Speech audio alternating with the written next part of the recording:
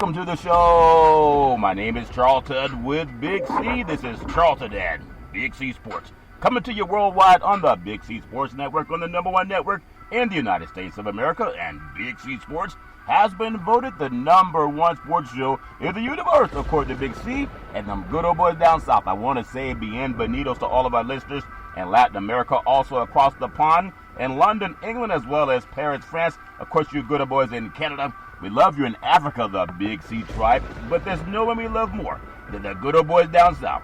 In the land of the free and the home of the brave on a beautiful December the 3rd, 2020. Rondo Deportes, bonjour, Big C. How's it going for you good old boys down south? Charlton, it's damn near Christmas. We only got 22 days to go as you think about it.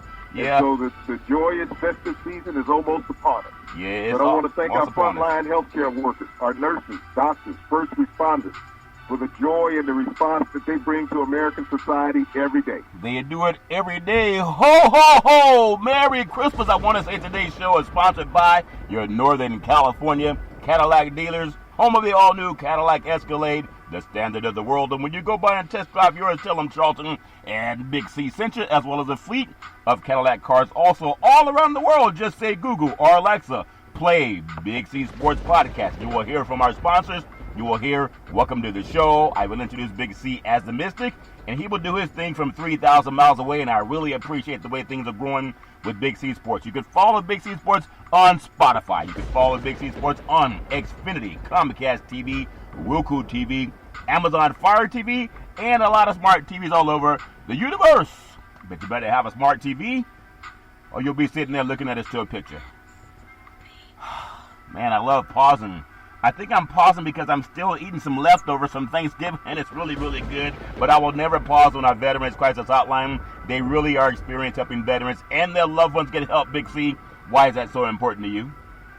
Well, Charlton, we lose some 2 dozen veterans a day to suicide in this country. And we give out the National Suicide Prevention Hotline number, but we need that to be more of a concerted effort from all Americans. Our veterans suffer every day in this country, Charlton, and they suffer from COVID-19 just like everybody else, but they suffer mentally, physically, and financially after serving in the armed forces. And they have no places to turn to on many of those occasions, Charlton, and it has led to suicide. So we need to have that more of a concerted effort as Americans to stop that from those who gave us so much. Yeah. And it has even rolled over into main society, Charlton. Our youth have followed that line also. We're losing those at a horrific number to suicide. And so this is one of the things that we can't stand. There was a kid today in the San Joaquin Valley in California, Charlton, on a Zoom video class who committed suicide. You think about that. He was 11 years old, and he committed suicide on a Zoom video class, Charlton, in front of the rest of his classmates and the teachers. This is an horrific problem in America. And as we think about Donald Trump, who has turned his back on all Americans and all he's thinking about is fundraising for himself when he's out of office, he stopped acting as president of the United States and acting as a personal fundraiser for himself. Yeah, a man who's trying to pardon all of his kids. Thoughts and prayers with the family in California or anybody going through that tragedy. You can call 800-273-8255. That's 800-273-8255. Or you can text 838-255. That's 838-255. If you're online, just reach out to veteranscrisisline.net. That's veteranscrisisline.net, and you can definitely get them some help. Really don't like hearing about kids having tragedies. But God is good. We got to keep going forward. Also, very happy to be affiliated with Valley Homes Weekly TV on Dish TV, Direct TV, AT&T Uverse, TV 53, home of the San Francisco Giants, and the Say Hey Kid, as well as the home run King Barry Bonds. Our goal is simple. When you reach out to them, tell them Big C sent you. We just want to recruit 10,000 real estate agents and brokers all over this great country to bring people back to work, just like McDonald's does, car dealerships do it. TV is doing it with sports. Watch TV and real estate work for you. 800-772-8624. That's 800-772-8624. If you're looking for opportunities in real estate, go to bigcsports.pacwm.com. That's bigcsports.pacwm.com. Quicken Loans underwrites most of our loans and just brought in a large company from the state of New Jersey, and look forward to growing with them. Big C, I want to also say to anyone all over the universe, open your phone, and you can say play Big C Sports Podcast. You will see all of the mobile apps pop up, and that way you can hear Big C's thoughts 24 hours a day, 7 days a week, and I really do appreciate the growth of Big C Sports. Also want to thank you to Spotlight, Comcast Spotlight, presenting Big C Sports to the universe. Just say all over the world, play Big C Sports Podcast. Like God said, let there be light. You can say, let there be Big C Sports Podcast. You'll see our apps pop up, and you'll hear welcome to the show. And I really do appreciate the way a lot of things are growing with Big C Sports. Big C, I want to touch on something, because we always do real talk. But I can tell you, I feel like a when you talk about an 11-year-old child, you know, I don't know what to say to a parent when that happens. I know when I want to say I was about 8 years old, and a friend of mine had drowned in a local swimming pool. And it still affects me to this day. I think he was 8 years old. He was my best friend. And, I mean, I still think about that. I don't know what to say to parents other than, I don't know what to say, Big C. Your thoughts? Well, Charlton, what can you say? I mean, we live in pressure situations all over America right now as people are struggling in everyday life. And when you think about that this child would take the time to do this on a Zoom class, Charlton, in front of everyone, 11 years old. And so you have to wonder where our society has gone to. We got people talking about lying about an election and all this other stuff, and not paying attention to its American citizens and their mental and social needs, Charlton. Yeah. This is not a new thing, Charlton. This has been going on for years. But it's dropped down to the children, Charlton, of America. Yeah. That are committing suicide at a rapid rate because of bullying and other things, isolation. But, you know, you can't say anything to a parent, Charlton, who lost a child, because you can't go in and live in their shoes and try to have respite for them. Yeah. I think that's why a lot of the pastors will get together and pray for people, but that's something that I just want to offer my thoughts and prayers. I want to lead this to a conversation that I know we talk about sports, and I still think one of the most seminal moments in my life was with that Million Man March, when I think it was Louis Farrakhan brought together 1 million African American men, and they marched on Washington just for atonement and so many other things that maybe I learned a lot from my parents and grandparents growing up, Big C. So I feel I had a pretty easy life, but I was always taught about discipline and being responsible.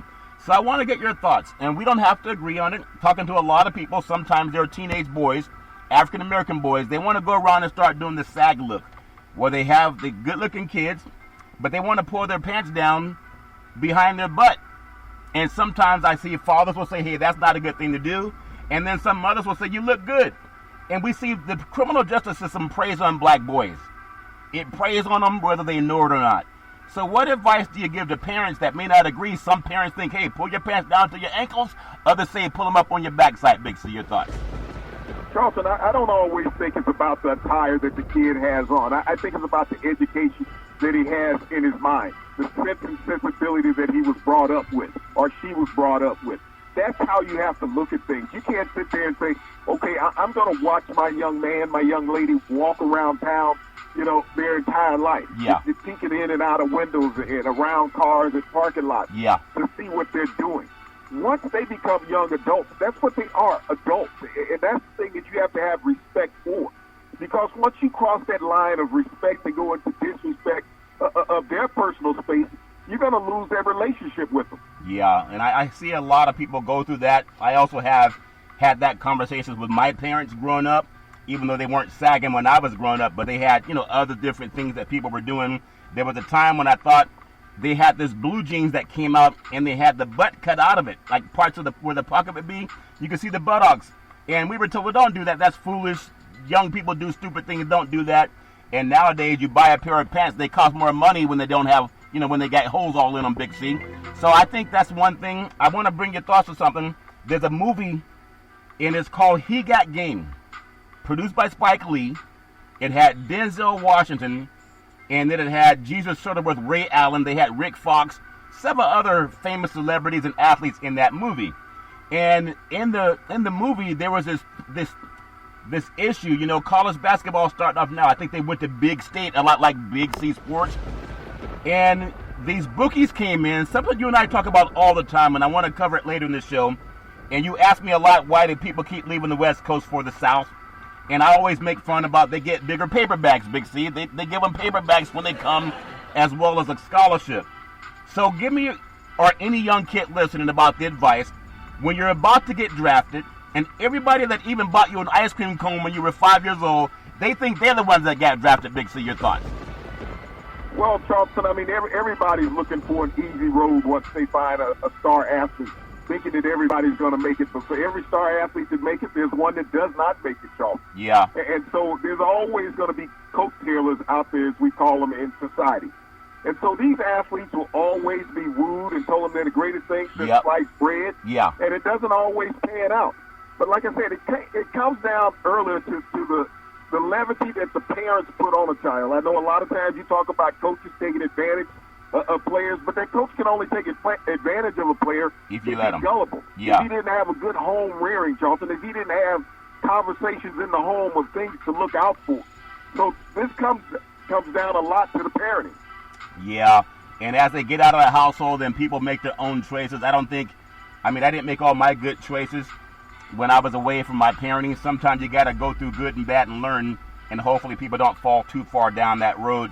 But there's a movie called Games People Play. It's on HBO. I watch it a lot. And it's on BET, Black Entertainment Television. It's about a basketball player who's gotten drafted, and now everybody that he knew from 20 years ago, they say he owes them something. And there's a lot of good and bad stuff, and I really think a lot of kids can learn from it. And it's just good stuff for me to look at also, Big C. Speaking of basketball players and parents, when you have conversations in front of them, it doesn't mean they're going to take your advice when they're outside of the door. Russell Westbrook, he gets a trade, Big C, from the Houston Rockets. You know, he had come from the Oklahoma City Thunder out of UCLA, and they get a deal with the all-star from the Wizards, John Wall, and a first-round pick. Big C, John Wall hasn't played basketball in like 700 days. He was last playing in December, I think, of 2018. What in the world does Washington benefit by getting Westbrook? They do, but they give up a first-round draft pick and Wall. How does Houston benefit from a guy that hasn't played basketball in 2 years, Big C? Your thoughts? Well, Charleston, they say he look good and pick up games and all of that, and he can work well with James Harden. That's what you're trying to do. You're trying to find some cohesiveness with James Harden because he's that franchise. I mean, Washington wins and loses in this deal. The contracts were very favorable to each other. Yeah. So it didn't hurt the teams financially. I think the draft pick was a 2023. So that's somebody who's a junior in high school right now. Yeah. When you look at it, so somebody who we don't even know who it is. He, still got on training pants. He still got it. Yeah. The biggest loss in this whole deal was to Washington, Charleston. Yeah. When you got District 8 in the city of Washington, D.C., John Wall this year, Charleston, raised $554,000 for rent relief for the citizens of District 8 in Washington. Wow. That's going to be a huge financial and emotional impact loss for those citizens of that community, Charleston, with John Wall leaving. Yeah. And that's just some of the things he did in the city. I mean, we always look at teams and say, wow, who benefited from this trade? Who got the best deal of this trade?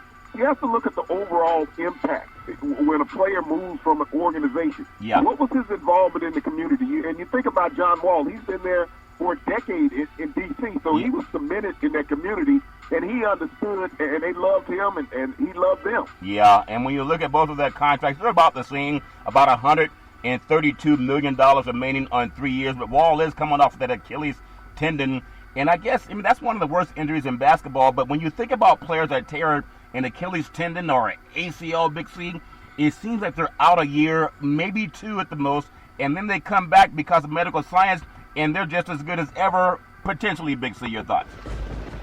Well, that's what medical advancement does, Charleston. It curbs the recovery time on any injury that you have now as a professional athlete. Yeah, it really does. So I wish Westbrook the best.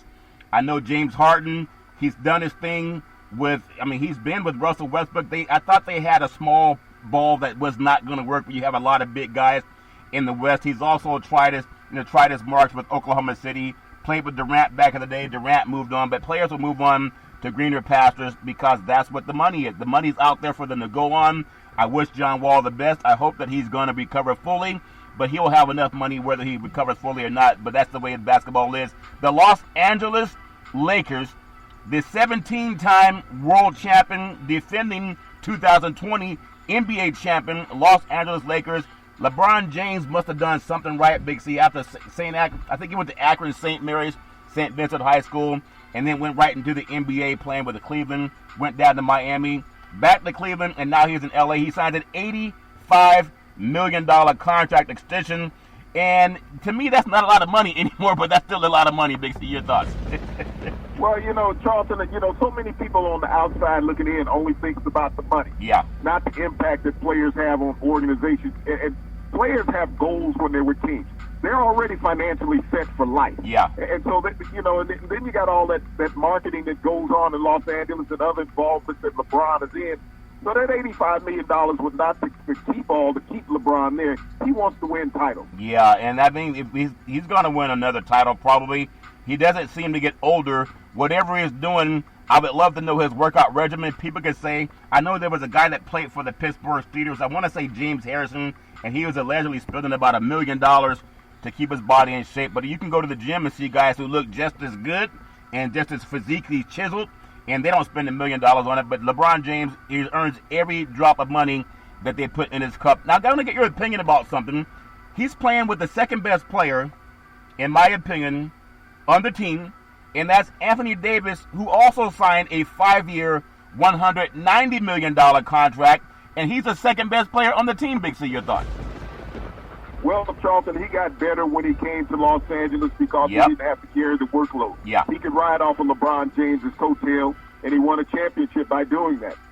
Well, he's, in my opinion, he's good, but, I mean, money's just going through the roof now. It doesn't really matter whether it's Anthony Davis getting the money or no matter, Luka Doncic's going to get his money. Westbrook's got a lot of money owed to him. Gordon got his money going from leaving Boston, and everybody has to say the money's through the roof now, and that's how it should be. All that means, if you have the money and the Buss family have that money, Big C, there was a time when she took over the franchise, they were not doing that well financially. Where's all the money coming from LA? Does winning the championship give you that much more, Big C? Your thoughts? Jonathan, that money's always been there. It's about disclosure. The league always has had the money. That's called revenue sharing. Yeah. All NBA teams make the same amount of money, Jonathan, because they revenue share. It's just a matter of how tight you want to be with the purse string. Yeah. So, in your opinion, obviously the Lakers are the defending world champions. They got rid of Rajon Rondo, but they're going to build it around LeBron James, and they're going to build it around Anthony Davis. LeBron's not going to play another 5 years, but Davis will. I mean, maybe LeBron will. Who knows? But $190 million on a max contract to stay with the Lakers. And when you think about this, the deal includes an early termination option prior to the 5th year of the deal in 2024-25. But I think the Lakers are doing something that's remarkable. This is a franchise that's tied with the Boston Celtics for 17 world championships, Big C. You think about guys like Bobby Marks. Davis makes about $32,700,000 this coming up season. He'll go to $35 million in 2021-22, $37 million, and then I think that's going to be 2022-2023, $40 million in 2023-24, and $43 million in the 5th year. By that time, Big C, that might be working for minimum wage in the NBA. Big C, your thoughts? Well, the thing with Davis, he has to stay healthy. We've never seen him go 2 consecutive seasons in the NBA staying healthy. Yeah, I hope that he will, and even if he doesn't, I'm sure they'll figure out how to do it. I want to get your thoughts on something, because in Northern California, the Warriors, for 5 years in a row, they've been the team that everybody talked about. They came out from Philadelphia, and they landed in San Francisco way back in the day, and then they ended up moving over to Oakland about a year later. Now, the Golden State Warriors, they are on the hook. They still owe the city of Oakland $40 million. So they moved back to San Francisco, built that beautiful Chase Center. It's about $2 billion from what I understand, just downtown San Francisco across the Bay Bridge. But they're going to put Oakland on their floor and also on some of their jerseys. Isn't that like putting a big tattoo on your ex-girlfriend's name on your favorite body part, wherever that happens to be, Big C, and now your new girlfriend sees it every time? Does that make sense to you, Big C? Your thoughts? Well, Charlton, I think that's in honor of the championship that they won on the other side of the bay. I mean, when you look at the banners that are up there, that's where they come from. So to pay homage to those banners up above and down below, I think that's just great respect for the city. It might be respect, but they still owe Oakland $40 million for renovations. Would you want the respect or the tattoo on your forearm, Big C? Your thoughts? Well, they're going to pay the money, Charlton. I mean, everybody ends up in litigation if they don't. But, you know, this is a team that's in a rebuilding mode. Yeah, they're in the rebuilding mode, of course, because Klay Thompson got a little bit hurt. But while they're in the rebuilding mode, hopefully they can also, in the new Chase Center, put the Big C burger. It is a tasty burger. It comes with exotic meats, and it goes great with the Budweiser Zero. It has 0 alcohol, and it goes great with the Big C burger. You know, tonight, Big C, is Thursday. I'm all confused. I was expecting Thursday night football. But last I checked, there is no Thursday night football. They played it last night on Wednesday with the Steelers and also the Baltimore Ravens. Give me your opinion. Mike Tomlin says we played a bad game. We played like a JV team. He's so honest, and they're 11-0 with his honesty, Big C. Your thoughts? They did play a bad game, Charlton. They almost lost to the Ravens the first time they met them and could have easily lost this game also, Charlton. The Steelers have not been a high-powered offense. They've won by, their defense. Yeah. But now they're down another defensive player. They lost Bud Dupree, one of their pass rushers, Charlton. Yeah. So they're going to be a little weak on one side of the ball. They also lost Bush early in the year, so that's 2 of their all-star linebackers that are no longer in the lineup. Yeah. The Steelers have won by smoke and mirrors. I mean, you're putting the ball in the air 51 times. The running game hasn't been intact. James Conner, since the first 4 games of the season, has not been there solid. You got to get a running back to touch the ball out of the backfield at least 22 times a game. Yeah. And if you're not doing that, then you're going to struggle offensively. Yeah, they got to get things figured out. And at least they're figuring it out while they're winning as opposed to losing a couple of games and hoping they can get back on the winning track. But I know they're going to play the game on Tuesday. At least it's scheduled for next Tuesday. And NFL is just moving things around to make sure they get games in. It's all fair in love and war. They will do what they have to do. I want to talk about something that's near and dear to me. And I think I get to have some bragging rights with you coming up this weekend because you always talk about, Charlton, they play football better in the South, and we play physical brand of football. And I say we're a lot more physical, and we throw a lot more on the West Coast. NCAA college football, number 8, BYU. They're on the road at number 14, Coastal Carolina. And that game is happening because I believe Liberty had some COVID issues, so they couldn't play. So BYU's traveling. I wish they were playing an SEC team, but it's going to bring West Coast football to the entire media market that's been hiding away from some reason. East Coast versus West Coast.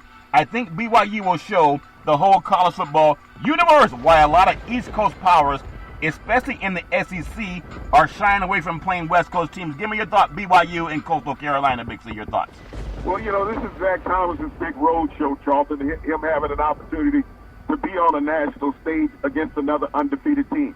BYU is trying to get to that double-digit victory and stay undefeated to have potentially an opportunity to get to the college football playoffs, at least give some qualifying merit, Charlton. Yeah. I mean, all those teams out there on the West Coast have the opportunity to book a team out here in the Southeast or up in the Midwest, but they choose not to because they're scared to fly. And for some reason, they don't like people dropping bombs on them. No, it's not scared to fly. All fair war. Coastal Carolina, for a lot of people that don't know about them, and I was telling you, there's no NFL scouts lining up to recruit Coastal Carolina, but maybe they are a couple of decent players. They are 9-0. They're 7-0 in the Sun Belt, and they've wrapped up a spot in the Sun Belt Championship game. They have a coach by the name of Jeremy Chatwell, and they're led by star quarterback Grayson McCall. They need a signature win in order to impress the committee enough to secure a Group of 5 spot in New Year's 6 bowl games. I think when you think about BYU, I go back to Robbie Bosco, I go back to Ty Detmer, and of course the great Steve Young. Even Jim McMahon played for the BYU Cougars, Big C, under the great late Lavelle Edwards, Big C. But this good old boy, these guys are 9-0, and they could be one big win away on their schedule that's been decimated by COVID-19. They had already had games scheduled to play some Big Ten teams and some Pac-12 teams. They had some big wins against Boise State, Houston, as well as Troy. Give me your feeling. If there's not going to be an upset, but what does BYU have to do to say, you know what, let's open up that number 4 spot in the final for the CPS college football playoffs? Make sure your thoughts. Well, Charlton, it's going to come down to the bowl committee, and it's going to come down to the conference playoffs. That's going to play an integral part in who gets selected for the college football playoffs. Yeah, well, I think BYU, I mean, in my opinion, there's no way they don't score 45 points in that game. That's just my opinion. It is a kickoff schedule. They were saying between 5:30 p.m. Eastern Time. We'll see what happens with the COVID if they keep that schedule the same or if they move it back. But I really think you're going to see the brand of West Coast football that succeeds everywhere you go. But a lot of times people don't play them, and they don't get to see the passing that's oftentimes showcased in the Pac-12 and out here on the West Coast. Even though BYU they're independent, they do play a lot of West Coast programs, Big C. I want to ask you some thoughts because this is essentially a playoff game. But college football, you have Jarrett Patterson, Buffalo running back. He's undersized and insanely productive. He's a junior at Big C. They lift him at 5'9" on a historic tear. 301 yards against Bowling Green was his highest single game rushing total in the nation this season. And then he obliterated Saturday with 409 yards and a record-tying 8 touchdowns. He did that in one game. He didn't score 8 touchdowns in one game, Big C. And that was against previously undefeated Kent State. The 2-game total, 710 yards, that erases Ricky Williams' FBS record of 668 yards. That was set back in 1998 before he started growing the cannabis, Big C, if that makes sense to him. And he needs 228 in the Bulls game on Saturday against Ohio to take down the great Barry Sanders' 3-game record total, 937 yards. He did that back in 1988, Big C. Your thoughts? And, diminutive size-wise, he reminds a lot of people of Barry Sanders, Johnson. But here's a guy that's explosive. I mean, we talk about guys who are in the running for the Heisman Trophy. Yeah. And people who are most valuable players to their team, and that's who should be considered. I don't know how they don't consider this young man, Johnson. Yeah. Because when you put up that many yards, you don't get running backs to do that for the entire season. No. And yet he's done it over the last 2 games. And if he eclipses Barry Sanders' record, Johnson, on this weekend, just think about it. He'll have 1,000 yards in 3 games. Yeah. I mean, that maybe they're not running up against the best defenses, but 1,000 yards is a lot no matter what level of football you're playing because you got 11 guys trying to tackle one guy every single time.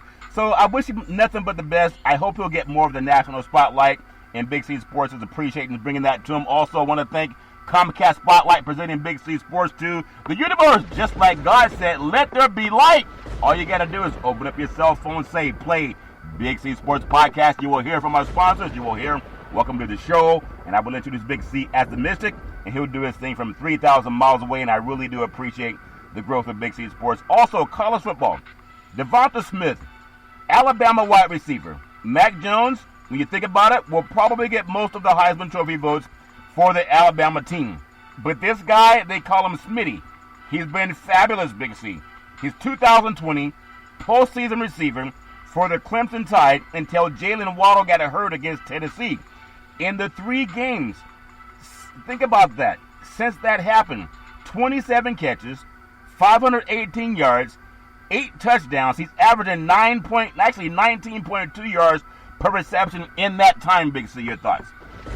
And this is the reason why teams from the West Coast don't want to go down to the South and play. Because they'll be shell-shocked after looking at those type of statistics.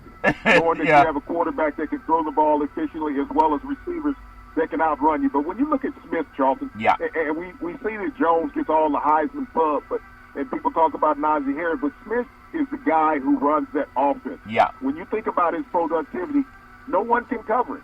Yeah, I mean, he's doing his thing. I don't think they would even fear about him playing on the West Coast. You and I got a lot to talk about, especially after BYU destroys Coastal Carolina, in my opinion. If they don't destroy them, I will eat a lot of Kruger.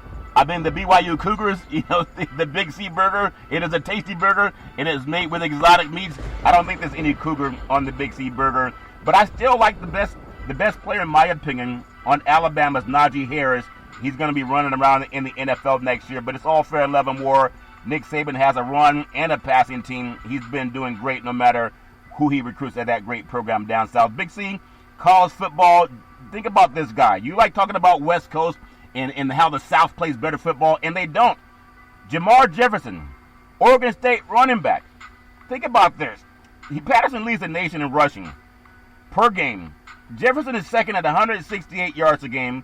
He averages 7.2 yards per game, actually 7.4 yards per carry. His rushing total has risen every game from 120 in the opener to 133, then 196, and then a historic 226 yards rushing in the upset game against league rival Oregon in what's now called the big game. They also run the ball on the West Coast. Big C, your thoughts? Who did you say he ran over last weekend, Charlton? Hey, this duck's been slipping, okay? It was slippery. Okay, well, he slipped and slid up for 200 yards, and he wasn't doing any bucking, Charlton. But, Yeah. This shows that, when you look across the college landscape, Charlton, there's great players everywhere. Yeah. We get so enamored with the names of the schools and players that we've seen highlighted.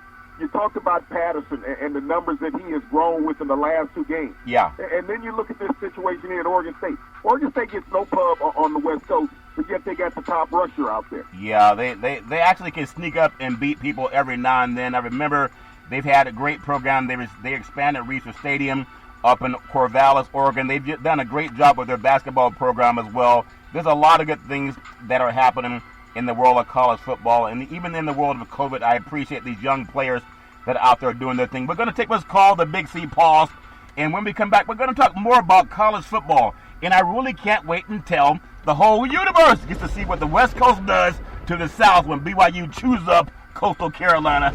We'll be back in just a moment.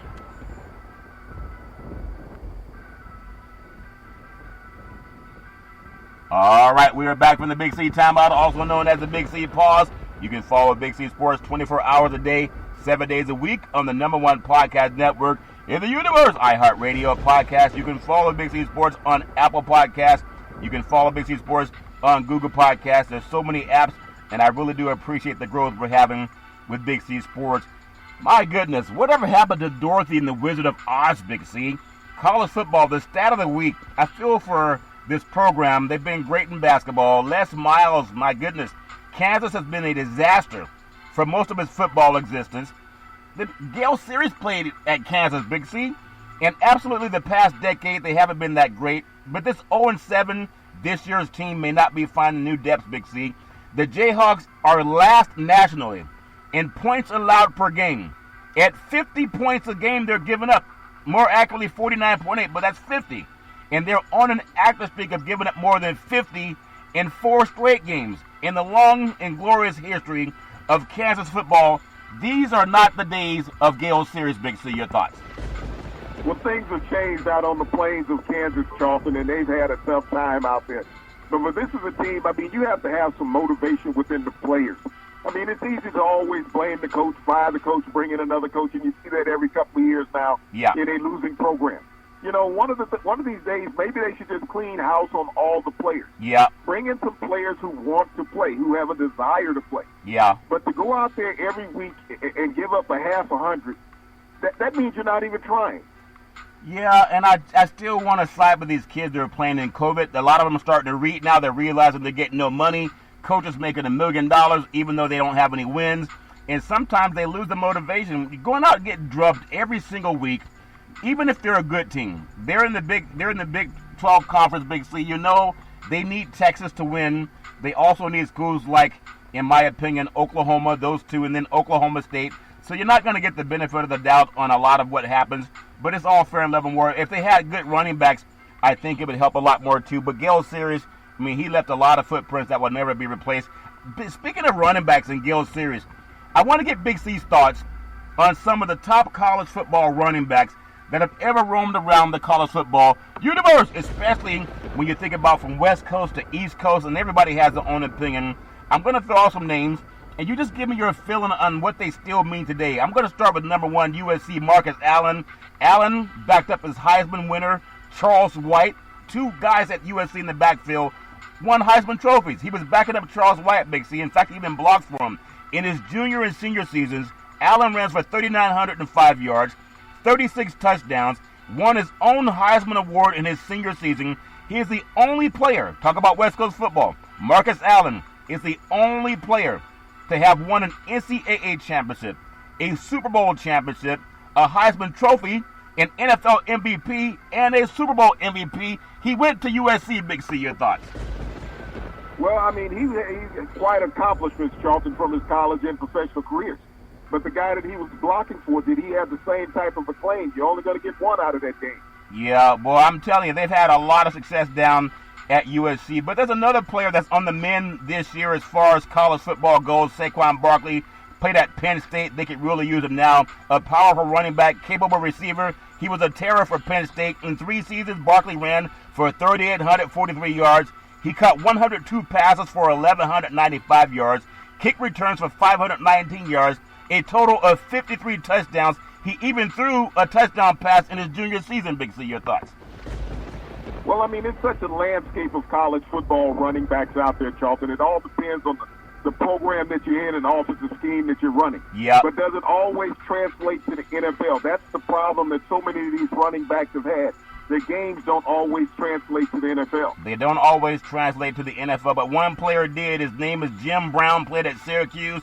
Back in the day, Brown, who also played basketball and lacrosse, as well as ran track at Syracuse, and then he got into the movies with Raquel Welch. She pulled him away from football. Go figure. Well, you want to play football or do scenes with Raquel Welch is all fair in Love and War, but think about it, a 2-time All-American who's regarded really as the best athlete of all time. He played in only 24 games at Syracuse. The season was only 8 games per season at that time. His stats don't do him any justice. He ran for 2,091 yards and 19 touchdowns. He was also the Orangeman's place kicker, Big C. Your thoughts? Well, Charlton, he was a better lacrosse player, 2-time All-American lacrosse player at Syracuse, prior to being a football player. Yeah. But, he was one of the most tremendous athletes of all time, and he crossed over and made way for a lot of different running backs. Yeah, he made a lot of different runs, and then he's one of those rare guys.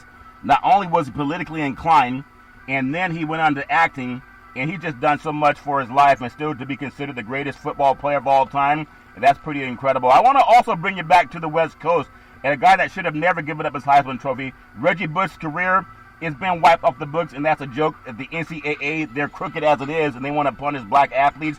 All-around back, ran for 3,169 yards, gained 1,300 yards receiving, had over 2,000 kick and punt return yards for USC, which they ran him also a 34-game win streak when he was at USC. That culminated in a 2005 Heisman Trophy award. Bush was also explosive, one of the most dangerous weapons in college football. And I'm telling you, there's something about so many players that have played at USC that had great success in college and also in the NFL, and then went on to broadcast like he and Marcus Allen. Big C, your thoughts? Well, Reggie Bush wasn't that smart. He wasn't like the players in the South when he took the brown paper bag. He wanted to be flamboyant and take a suitcase to show everybody what he had. And he cost him a Heisman and his future. Yeah, he should have learned from Terry Bradshaw. Terry Bradshaw's still trying to give away money, and he's doing it on TV. You know how brazen Terry Bradshaw is. Like, Terry, where'd you get that money? He can't tell you. He won't confirm or deny. Another good-time, big-time player, Earl Campbell, came out of Texas. And maybe the way he ran made it a little bit difficult for him to get around today. But Campbell, Big C, one of the most punishing running backs in college football history at Texas. Boy, they could really use him now. He ran for 4,443 yards, scored 40 touchdowns, won the 1977 Heisman Trophy.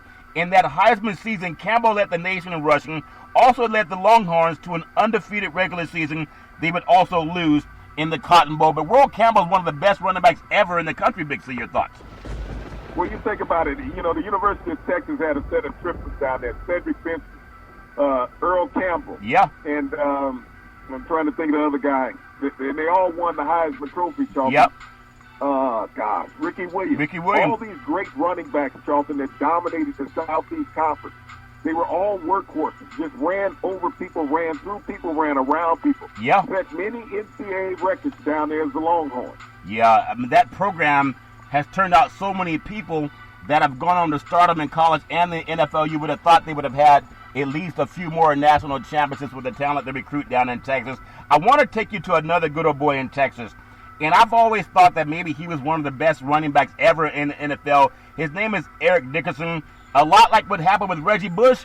SMU went into some troubles also, Big C. There was a ton of controversy surrounding Dickerson and the SMU program in the early 1980s, but you cannot deny his talent at SMU. Dickerson ran for 4,450 yards, 47 touchdowns, and he owns the Southwest Conference all-time rushing yards record. He did all of that despite he shared the backfield with Craig James. Big C, your thoughts? And he only played 3 years, Charlton. I mean, if they hadn't named their backfield the Money Express, maybe they would have never gotten caught by the NCAA. Yeah. But the dangerous set of running backs. Nobody wants to play. Yeah. Hold on. You said they were so brazen, like Terry Bradshaw running around on TV trying to give away $1 million. He can't tell you where it came from. They call them the Money Express. Big C, your thoughts? Yeah, I mean, people misconstrued what they said, thought they were saying Pony Express. So it was Money. Yeah, I was wrong, too. I was also misconstrued it. It's all fair and love and war, but he was even greater for the Rams, in my opinion. A 2,000 rusher in the NFL. That's amazing. I want to go up north to the Big Ten. Ron Dane. Ron touchdown Dane. He was an all-time leading rusher if you count bowl games. Think about this. He ran for 7,125 yards, 600 more yards than second-place Tony Dorsett, 71 touchdowns at Wisconsin. He won the 1999 Heisman Trophy along with virtually every other award, and he was also only one of 4 players to win consecutive Pro Bowls MVPs. Big C, your thoughts? You know, and this is another program that had those triplets said running back. Ron Dane, Gordon, who's now with Denver, and Jonathan Taylor, who's with Indianapolis. Yeah. All of these guys had 2,000-yard rushing seasons while they were there at Indiana. Yep. And if Taylor had played in college, Charlton, he'd have became college football all-time leading rusher. He would have clipped 8,000 yards this year, but he went on to the NFL after his junior year. But Ron Dane, you know, out of New Jersey, ended up there in Wisconsin in the cold and just ran over the Big Ten. Yeah, and it's something that a lot of guys may not know about, but I'm sure you do because your knowledge runs deep, like those moon drives down in Texas and the oil wells in Texas run deep, Big C. I want to go to USC again. Mike Garrett, USC. Garrett began the great run of Trojan running backs back in the 1960s and the 1970s. He set NCAA and at the time Pac-8 records rushing for 3,221 yards and 25 touchdowns. Was one of the more flexible players at that time. He was also a good pass catcher and a punt and kickoff returner, even threw 2 touchdowns. And Garrett won the 1965 Heisman Trophy Award for the USC Trojans. Big C, your thoughts? I mean, back in the day when people didn't throw the ball that much, Charlton, there was more run-happy football in those days of the 60s. Mike Garrett was one of the leaders of the Trojans. Wide right and wide left. Yep. Yeah, the ball's not that heavy. That's why they ran it a lot. I want to take it to a player that I think people don't appreciate because there was not a lot of TV back in the day. But when you think about it, Archie Griffin, Ohio State Buckeyes, he's the only player to ever win the Heisman Trophy twice.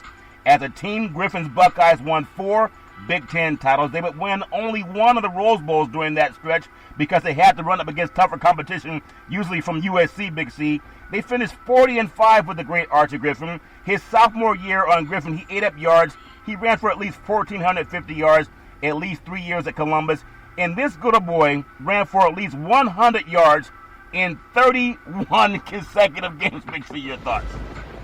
You know, he was a fixture of Woody Hayes' ground and pound run attack. They didn't throw the ball a lot in the Big Ten in those days, Charles. No. So it was no mystery that Archie was going to get the ball. Yeah, no mystery at all. And the ball's not that heavy. I still remember him doing his thing back there for the late Woody Hayes. It's all fair and love and war. I want to bring it to another kid that's doing his thing. He's a runaway freight train for the Tennessee Titans right now. His name is Derrick Henry. My mama says he's good at Alabama during the Nick Saban era. It's tough to be a running back if you look at all the athletes they have that you got to share backfield with, Big C. But think about this. When he was at Bama, he shared time with Kenyon Drake, T.J. Yeldon, Damian Harris. Still, Henry managed 3,591 yards over 3 seasons, much of that coming in his Heisman season of 2015. He won the Heisman. He set the SEC single-season rushing mark, 2,219 yards, ran for 28 touchdowns, and he led Alabama to a national championship. Big C, your thoughts? Well, if you look at where tailback universities are, Charlton, they're down in the SEC down. You look at Georgia. You look at Alabama, Charlton. These teams are pumping out running backs into the NFL left and right. Yeah. University of Florida. And so, you know, Bo Scarborough was another one of those backs that were around there when, you know, Derrick Henry was there. Yeah. But Nick Saban just has a factory, and everybody wants to play for it. Yeah, and there's a lot of paperbacks floating around the plains of Alabama. It's all fair and love and war. But I'm going to think the best running back ever, in my opinion, his name is Bo Touchdown Jackson, played at Auburn. Jackson passed up a contract to play baseball for the Yankees, to play football at Auburn. Now, if you know something's going on, they get a lot of paperbacks. You turn around a baseball contract to play college football. It's all fair and love and war. But I'm not saying anything about it, Big C. Think about this. His first college game, he ran for 123 yards and 2 touchdowns. Aside from a shoulder injury that hindered him for his junior season, both touchdown Jackson, he was unstoppable. He ran for 4,300 yards and 43 touchdowns for the Auburn Tigers, who has a mascot called an eagle for some reason, and they won the 1985 Heisman Trophy, and that began the legend of Bo Nose. Big C, your thoughts? Well, no conference has more Heisman Trophy running backs than the SEC, Charlton. Well, when you look at Georgia, you look at Auburn, you look at Alabama, these schools have churned them out, Charlton. And when you look at the NFL landscape now, half the teams in the NFL have a running back from the SEC. But in my mind, the greatest running back of all time in college football, even in the NFL, is Barry Sanders. When you look at his accomplishments and what he did at the Oklahoma State University, Charlton, those parallels have never been broke. We talked earlier in the program about this young man up at Buffalo having an opportunity to break his 3-game rushing record of over 900 yards. But Barry Sanders, this guy was the biscuit.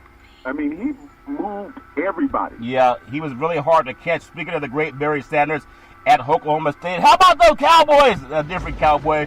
Sanders would deserve to be on the list from his 1988 season alone. That year, he won the Heisman Trophy, Big C. He rushed for 2,850 yards, 42 touchdowns. In that season alone, he ran for 300. Think about this: 300 times in 4 teams, Big C. 300 yards against 4 teams. But that's Big 12 defense, so it's not the same as out here on the West Coast, Big C. But think about it: at least 2 touchdowns in each contest. There were 7 games where he ran for at least 4 touchdowns, and that made up most of his college stats. And he backed up Thurman Thomas, who also had 2 great seasons in Stillwater. Big C, your thoughts? Well, you talked about Mike Garrett winning the Heisman Trophy, Charlton, out there at USC. Barry Sanders, one senior season at Oklahoma State, eclipsed all of Mike Garrett's rushing records there at USC. So it shows that the ball is ran better more than when you move to the middle and towards the southeast part of the country, and you get away from that slipperiness out there on the West Coast. No, it's not slippery. Speaking of slippery, Big C, O.J. Touchdown Simpson, people tend to forget that Simpson played only 2 seasons at USC. He started his career at City College of San Francisco, also known as the Rams, and they're also a national power on the JC level, even to this day.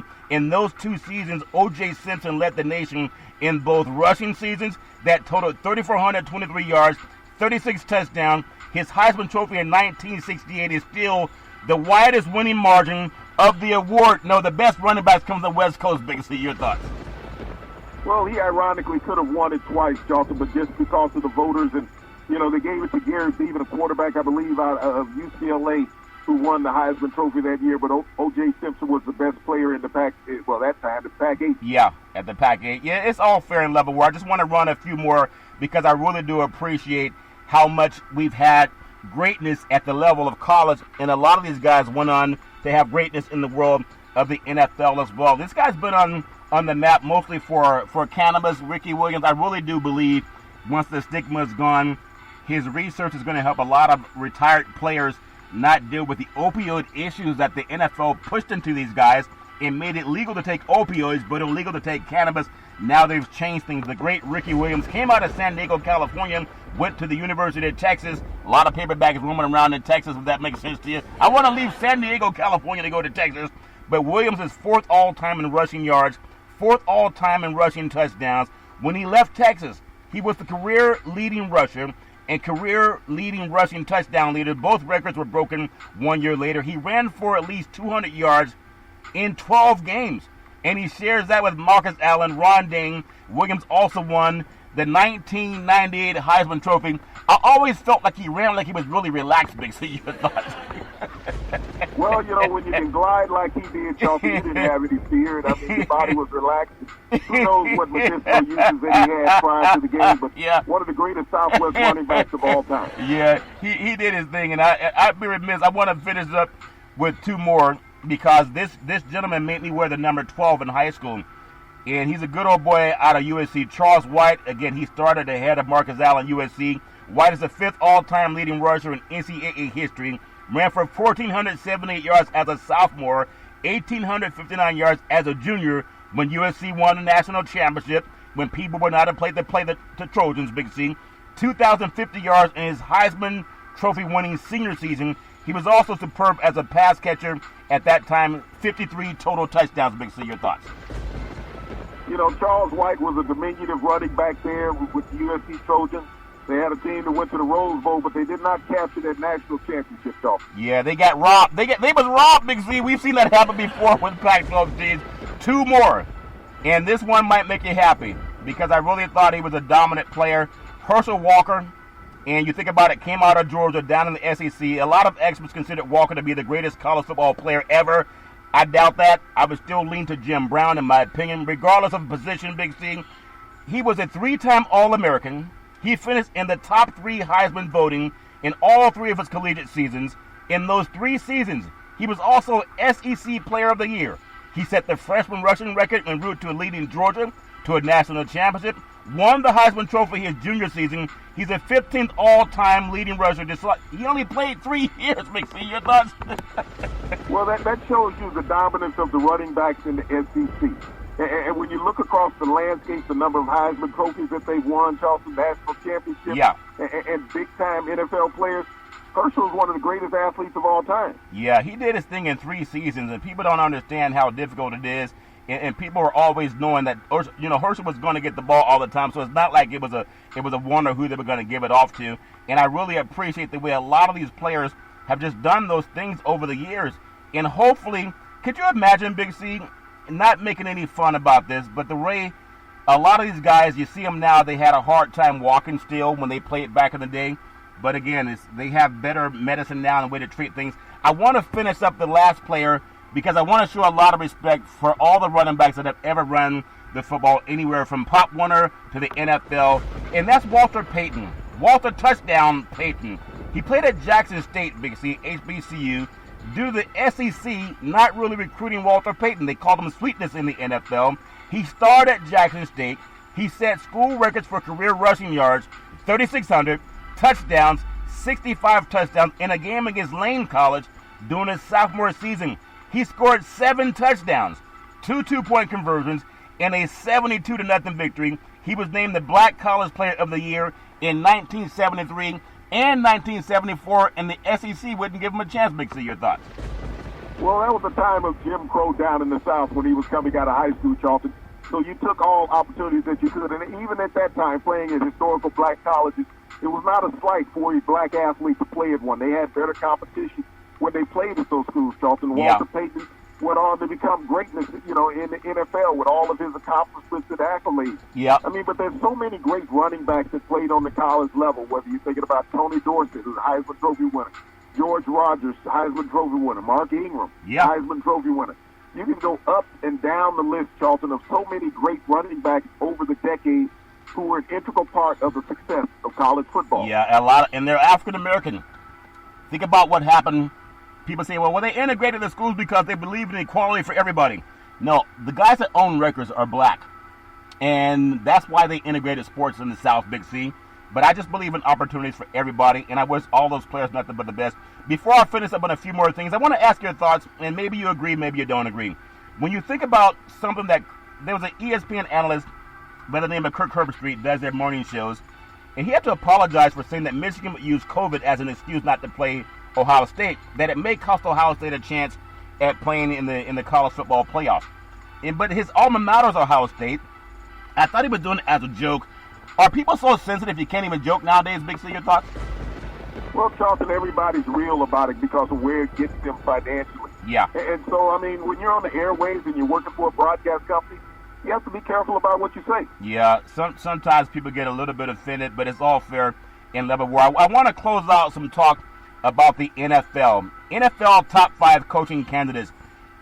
I want everyone to have a great holiday season. Everyone deserves the right to have the chance to make money at whatever they do in their profession, Big C, and everybody knows that. Top 5 coaching candidates NFL: Eric Bieniemy, Kansas, actually the Kansas City Chiefs offensive coordinator; Robert Saleh, San Francisco 49ers defensive coordinator; and then you have Matt Eberflus of Indianapolis, coach defensive coordinator; Brian DeBoer, actually he's the Buffalo Bills offensive coordinator; and then Joe Brady, the Carolina Panthers offensive coordinator.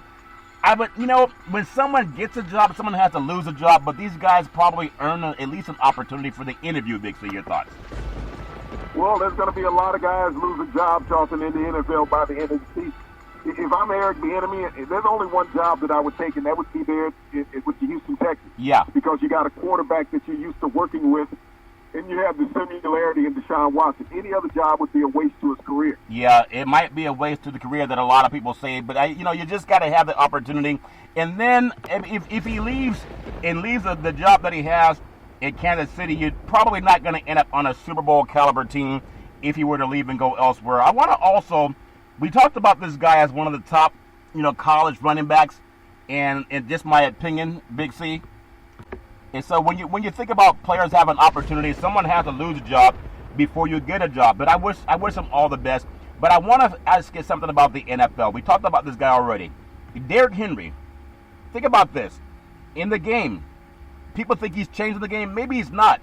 But we're obsessed with him and his stiff arms and those, I guess, ultimate emasculation blocks that he gives people, the stiff arm, and people end up out of bounds just by him pushing them away. And that may or may not win games. Some stat heads would question how much they matter, but they keep giving the chance to watch him. I think he's a dominant player, but he's not the first one to knock people out of bounds with a stiff arm, Big C. Your thoughts? No, he's not, Charlton. That's always been part of dominant running backs over the years in the NFL, to ward off defenders using that stiff arm, doing that cutback, Charlton, to give them an advantage. Yeah, it gives him a big advantage, Big C, and I'm sure he's going to keep using it. He was also using it down at Alabama.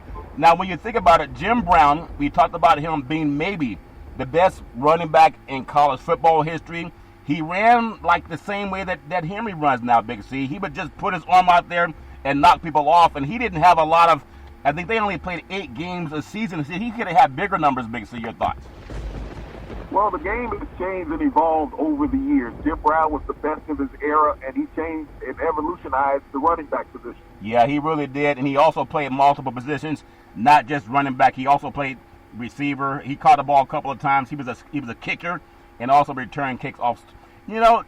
Jim Brown is amazing. I think he's had hip replacement surgery, but he's still going strong as far as I understand. It's all fair and level war. Earl Campbell, again, a lot. Maybe Henry can hear this. Earl Campbell ran a lot like what Henry runs like today. And Earl Campbell, he's had a lot of leg issues as he's gotten up in age, Big C, but he was also one of those guys that wanted to crack helmets on the football field. Your thoughts? Well, the players in the NFL on the defense are a lot more softer these days than what they were in the 60s when Jim was playing, in the 80s when Earl was playing, Charlton. Yep. They're not as ferocious. They don't come up and attack the running backs like they used to. Yeah, they don't, because they're smarter, and now with the CTE, they figured out how to keep people a lot healthier. Damien Tomlinson, Big C, this good old boy came out of the Horned Frogs at TCU, had a lot of success down with at that time, the San Diego Chargers, and now went on to do work in television. He was also a stiff arm type of running back. He wasn't the biggest guy, but he had a great stiff arm, Big C. Your thoughts? And that's what people don't remember about LaDainian. I mean, he set an NFL rushing record for TDs in a single season, and a lot of that was led by his stiff arm, Charlton. Yeah. He was a lot stronger in the upper body than what people gave him credit for, and it led to NFL records. Yeah, it led to a lot of NFL records. He was doing his thing. And I think one of my favorite running backs, he actually grew up in Oakland, California, went to a high school over in Oakland in the East Bay in the OAL, Oakland Athletic League. And then he went to the University of California, Berkeley. He was on the same team with Aaron Rodgers. They came close to knocking off USC down in the Coliseum. That's when Cal was always playing in bowl games, Big C. Marshawn Lynch, in fact, Marshawn, touchdown Lynch. He had a lot of nastiness. But what I really like about Marshawn is he didn't act like every time he scored a touchdown it was his first time. He would just shake your hand like a man in a business meeting, Big C. Your thoughts? Well, that's what you have to bring, tenacity, when you're running the ball, Charlton. You have to make those defensive backs fearful of coming up and tackling with, and that's weighed over to his career in the NFL, where you saw a lot of defensive backs shy away from him. Yeah, they shied away from him. Marshawn was handing out turkeys over in Hawaii, and he has his long dreadlocks, and he wasn't wearing a uniform. Would you believe people drove by, they kept the windows rolled up? Big C, he should have had his jersey on. I'm sure they would have been asking for autographs, but it's all fair and love and war. I want to wish everybody a very happy Thursday. There is no NFL football tonight, but you do have Big C Sports. I want to thank our friends at Comcast Spotlight for presenting Big C Sports to the universe. Just like God said, let there be light. All you got to do is say, play Big C Sports Podcast. You will hear from our sponsors. You'll hear Welcome to the Show. I will introduce Big C as the Mystic, and he'll do his thing from 3,000 miles away, and I really do appreciate it.